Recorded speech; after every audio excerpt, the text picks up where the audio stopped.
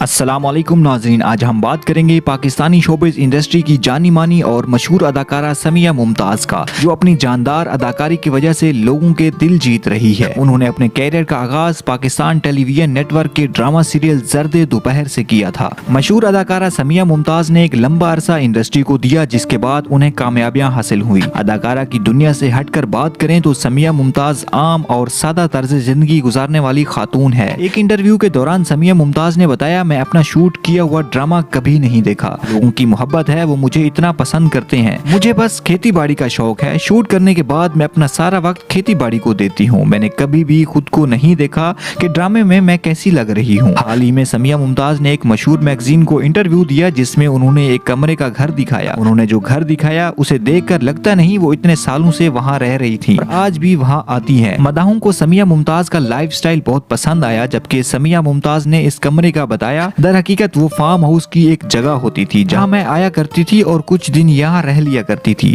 پہلے تو یہاں پر پنکھا اور بجلی بھی نہیں ہوتی تھی، البتہ اب بجلی اور پنکھے کی سہولیات میسر